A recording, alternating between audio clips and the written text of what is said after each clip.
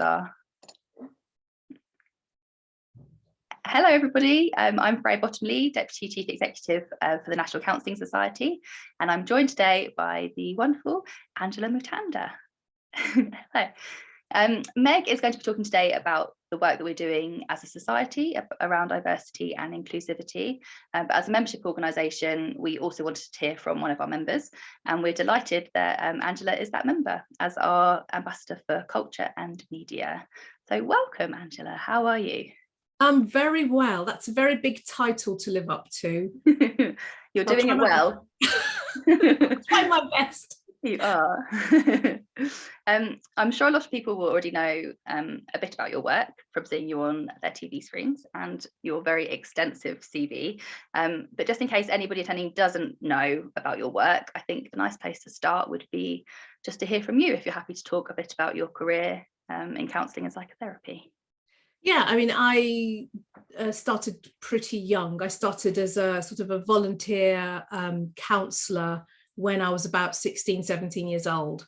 And this was for children who were sent to boarding school and were missing their parents, and then they were sent to summer camps. So I was one of those people who went along, and I was like keeping an eye out for them and helping them, you know, deal with homesickness and all that sort of thing. So I started pretty young, and then I went and did a psychology degree. Then I did a counselling psychotherapy master's, and it was at this point I became very interested in exploring diversity. Yes. So my thesis was on cultural sensitivity versus cultural similarity of counsellor to client. Mm-hmm. And I went off to Heathrow Airport, where I did my research. I did quantitative and qualitative stuff there, mm-hmm. because it had such a diverse population. There were a lot of Asian workers, there were a lot of young people, older people. I worked with cabin crew, engineers, from all sort of echelons, and it gave me a really rich research area to look at. So I've always been interested in diversity because I am half Indian and half Ugandan, mm-hmm. living in Britain. Yeah. So, you know, it's kind of like I was born into the role. Does that make sense? I don't know. So I've always felt a little bit different. Okay. When I'm being, you know, much more negative about my identity, or I belong everywhere when I'm being positive about my identity. Yeah. And I think people who have that kind of diverse background, wherever it's from, whatever your mix, are always quite good at observing how to fit in, how to adapt, how to work with other people. Mm-hmm. So I think this is what led me down these particular paths. And then I was lucky enough to get employed with an EAP, Employee Assistance Programme, at British Airways. Then I had another job working in the city doing stress management consulting and training consultants in counselling. And so at this point, I'm like 22, 23. Wow. But it was an amazing experience. So I was always working with diverse people from different working backgrounds, age groups, ethnic groups. And I spent a long time doing that before I got anywhere near a TV screen. That's a really diverse career at such a young age as well. Wow. Yeah, I just think it because of my interest was so early and almost part of my DNA, mm-hmm. I sought out these opportunities. And interestingly, when I worked with PPC, this is another employee assistance program, I went in there as a therapist and I said, a lot of the forms that we fill out when we do telephone counselling do not address the needs of our diverse group of clients. So they don't really speak to, let's say, there was a bigger Asian community where there were a lot of counsellors who were white English, and the questions they were asking were not eliciting anything near like what they could have done. So then I developed a diversity training program. And I went to this is the naivety of youth. I went to the MD and I said, we need to do this because we're not talking to people in the way that they understand. What are we doing here? Mm. And he said, yeah, go off and do it. Okay. So I developed. No pressure. Yeah, well, yeah. So I developed this program, and I trained the counsellors who were really open to it, because they said we do come across quite a lot of difficulty in some of the questions we were asking, because they seem very, one client said, you're very rude. And it was just a bog standard question. So it was like actually asking the clients what they needed first. Let's start there. Makes so much sense. Yeah. So I did that. But also what I noticed there was, it was all very well saying, let go and train the counsellors, who are the people on the front line, the sharp end, who do the toughest job. I mean, counsellors do the toughest job ever. It's a noble profession. Yeah. The management weren't interested in being trained. And I said, you also need to have a voice in this. You also need to self-reflect. You also need to, because you go into meetings with big organizations, and you do it as a business transaction. We see the real people coming with the real problems. And if you want everybody to feel that support is open to all, you need to do better at the top. So so I had a lot of support at this point, because actually it was a very diverse team, and we started to change the language in which we spoke in. So I did a lot of work created in my own head at that time. That's brilliant. And have you seen, because obviously the theme for this year is intersectionality, discrimination and social justice, a call for true equality in counselling and psychotherapy. Would you say that you've seen many changes in equality in counselling and psychotherapy over those years? Obviously, you've been doing it for a long time, and that was quite early on in your career that you're making those changes. That's a very big question. It is, sorry. I can only do it from my point of view, because I've worked in lots of different environments. And I think I need to take a sidestep look at this. Two things. I think George Floyd's murder was a watershed moment, and alongside COVID, for us to all go, we need to stop and think here. I mean, we were forced to stop and think. We had a lot of time on our hands. Yeah. We saw world events, and we started to reflect on how we treat each other, how we view each other. What do we mean by equality? What do we mean by diversity? Are the organizations or systems that are created fair? And I think this has opened up a huge conversation in all kinds of fields, including our own. And I was just reading some stuff from the American Psychological Association, who have started this process of self-reflecting on, yes, we do good research, but is our research biased? Do we have systemic racism without realizing it? Do we promote theories that are merely westernized European perspectives that do not belong or include, I should say, those who are non-white, from different minority groups, women, all those sorts of things? Do we actually talk to those people when we do our research? No, we don't. And when we think about our therapeutic theories and where they come from, are they inclusive? Maybe not.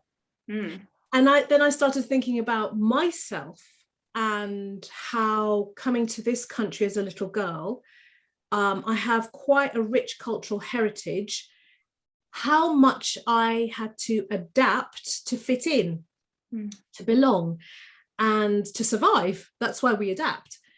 But how much of my identity was pushed to the side? When I went into the counselling field, the theories that I learned about, the psychological strategies, all of that, where's that come from? Did I have to adapt to that in order to be successful, in order to get my letters after my name and all the bells and whistles? The environments that I worked in, they all influence how I operate. Who is the dominant culture there? What is the dominant cultural voice there? So if you start to think about it that way, you start to think about it quite differently. So have I just adapted and squashed part of who I really am? And therefore, does that mean my clients do that? our clients do that when they come into the room and they encounter someone and they think, I need you to like me. I need you to feel that I'm a good person, and therefore I won't let you fully into my, full cultural palette, or I'm a bit afraid of you. So all of these questions are starting to emerge about, well, who are we? Who are we as a profession? If most of the research, or the dominant research that we all cite, that we all connect with, is coming from a Western European perspective, what's being left out? So are we focusing on part of the truth, not the whole truth? So do we need to be more inclusive when it comes to our research participants? Who decides who gets funding for doctorates? What kind of research? All of that stuff needs to be revisited, I think. So almost a root and branch self-reflection might need to be happening. And that's okay, because as counsellors, that's what we're expected to do when we start training. We're supposed to be open and vulnerable and look at our wounds and be honest about those wounds so that we can heal them, be aware of our traumas so that we don't carry them into the therapeutic encounter. But as a field of therapy, do we also need to be looking inside and saying, who are we as a counselling society? Are we really speaking the truth to all our clients? Are we really inclusive in how we view them? Do we have biases that we're unaware of?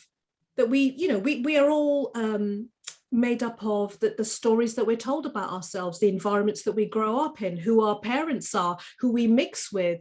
Have we developed cognitive biases in the way that we think about people, because they happen so fast you don't even realize. So when we see a certain client come into the room, do we immediately go into that script of they're this person, even though we're trying very hard to have that unconditional positive regard? So I think there's something very exciting at this critical point about self-reflection in how we train, who does the research, who do we cite, what our beliefs are about difference, because a lot of this is socially constructed. So there is that element to it. But also, are we missing out on being truly inclusive because of just the way that we've learned about therapy? These are big questions. I don't have the answers. I'm just thinking, wow, we need to really think bigger, broader, and bring on different voices in order to make our field the richest palette it possibly could be. Wow, I couldn't have put it better myself. Does that make sense? I think it does make a lot of sense. I think it is. You're right. It's about individual counsellors looking at themselves and how they work, but also the profession as a whole and us as a society.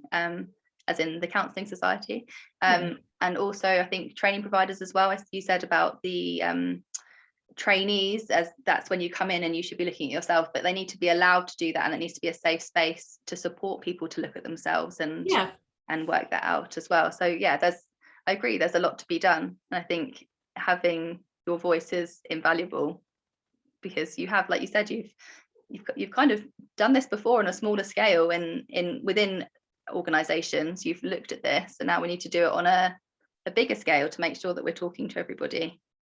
And I think the only way to do it on a bigger scale is if we include everybody's voices in it and hear what counsellors have to say, because our counsellors are the richest people as a resource that we have. 100%. Counsellors are the people that go into the room and give of themselves to another, and they can tell us that rich quality of knowledge, experience, and information that they have. And so I would start there with them.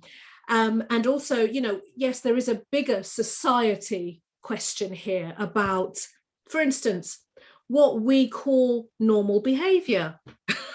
What's normal and what's abnormal? And one of my favorite books when I was studying was this one, Aliens and Alienists. Oh, okay, I haven't seen that one before. Oh, this is an absolutely brilliant book Definitely that no. I think, everybody should have a little read on. And, where the authors actually say something along the lines that mental illness can be an intelligible response to disadvantage and prejudice. Now, if you've been trained to look at, you've got your list of criteria for what is okay and what's not okay, and this person is fitting the not okay, but actually their mental illness is an intelligent response to what they suffer when they leave that counselling room, the way they're treated in the environment, the culture, the behaviours of those around them. Then you start to look at it incredibly differently, saying, I don't blame you for feeling that way, because I would feel that way if people talked to me or treated me like I was this big, or denied my voice, or so yeah, I've made a note of it. Hopefully everybody else will as well. I'm sure lots of people have heard of it, but it's like a touchstone for me alongside this one, Race, Culture and Counselling, that is also another fantastic book that I studied when I was doing my thing. So I'm sure there are lots, and I'm sure what we could do is actually put together a fantastic book list from all our counsellors who have probably come across a lot more than me. Yeah, I agree. I think that's something that we've been talking about as part of the coalition, is making a resources list, because so many people like you've got so many resources, and like I'm sure all of our members have got their own resources that they use as well, that other people might not have heard of. So if we can pull everything together and put it in one place for people to look at, then that's a good place to start as well, I think. Have you got any other ideas of things that you would like the profession to do, or for us as your membership organisation to do? I think that's more for that's more of a you question. You're the expert on this one. Well, I guess for us, sorry, I was just going to say, for us, I guess we look to our members. Our members are our expertise, and that is how we always start with anything. Yes, and as one of them, we're all ears. Well, I think that like the members need a seat at the table to say where they feel the strengths are of counselling, where the limitations are, what they feel they may need on training programs, for instance, what they may need from their tutors. But again, for me, there's a bigger question at play here, which is we've all kind of been trained in these theoretical styles. There's about 481 different counselling style. No, what am I trying to say here? Approaches, therapeutic therapies. Yes, I think last time I looked, it was about 481 different types of therapies. Okay. And what we need to look at within that is how is that serving us well? Is that speaking to different client groups? If it is, great. How can we help one another with the different therapies that we use? But are we looking at this primarily from a Western perspective? And therefore, as a result of that, are we limiting what we do with people who have a different perspective to bring to the table? So that, to me, that's where my head is at the moment, thinking about that. And I've seen a lot of work that some of the members of the BACP are doing, where there's Muslim counselling, which seemed absolutely brilliant. I think it's Mira. Yes, she's part of the coalition, actually. She's fantastic. She is. I follow her stuff on LinkedIn. She's amazing, and she's a huge emerging voice about what people from a different group need, and how to work well within that. And I would say to her, train me, because I need to up my knowledge on that. So things like that. And what's so interesting, I think I talked about it earlier when I talked about George Floyd, is because we all went, well, I don't know about you, but I went on Zoom to do Zoom counselling, which I didn't want to do. I was very reluctant, because I'm like, it's really weird. But a lot of my clients ended up going, we love it. Yeah, I've heard that a lot. It's been it was something that a lot of people hadn't even considered before, and then suddenly you were thrown into it, and actually they've really enjoyed it. Absolutely. Yeah. But my clients say things to me like, oh, I can just go to bed after.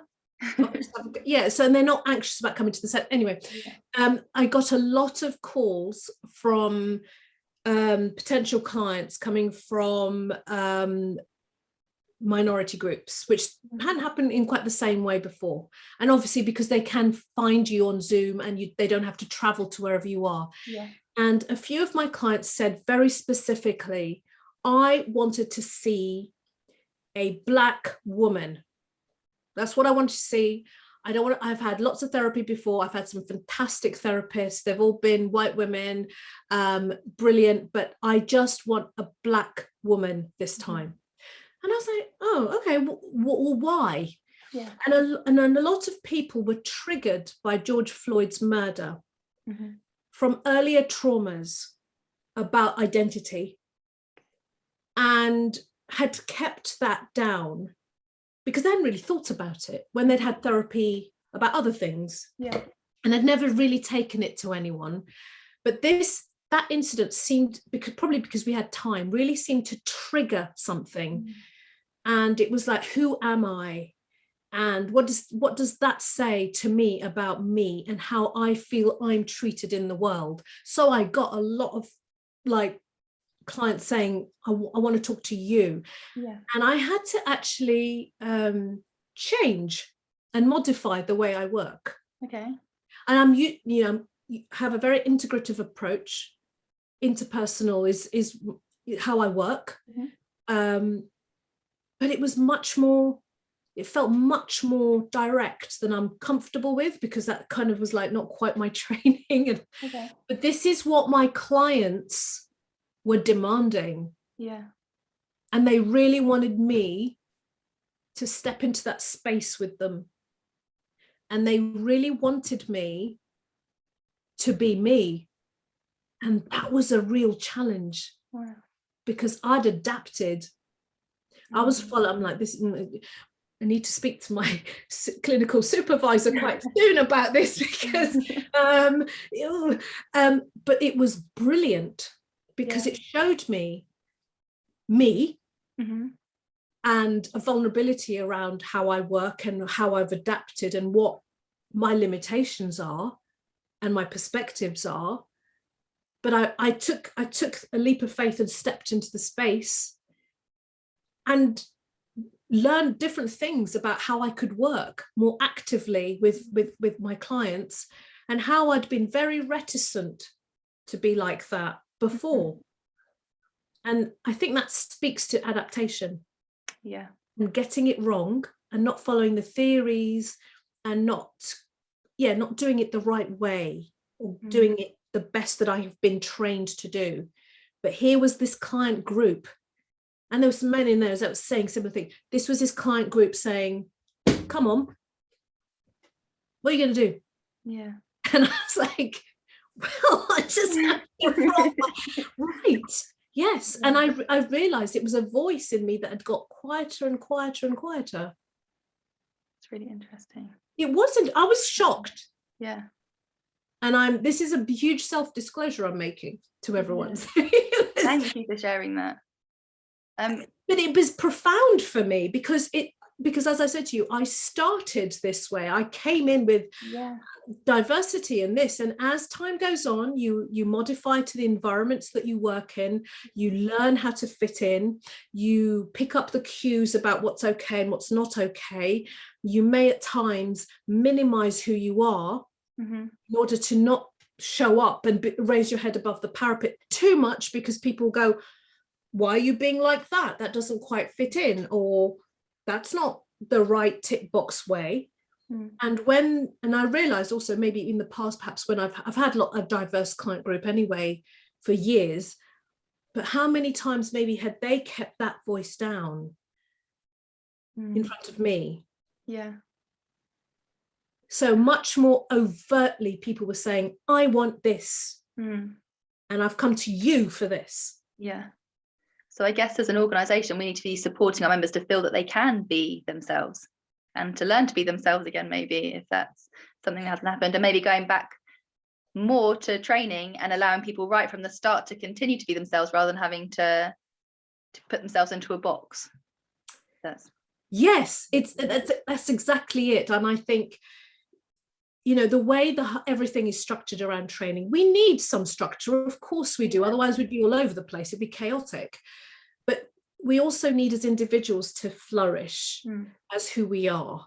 And that people flourishing in different ways, speaking different therapeutic languages, coming from different backgrounds, need a seat at the table to say, actually, this is what's helpful in this community, or this is what's helpful in that community, and this is the language that we speak here, and it's effective.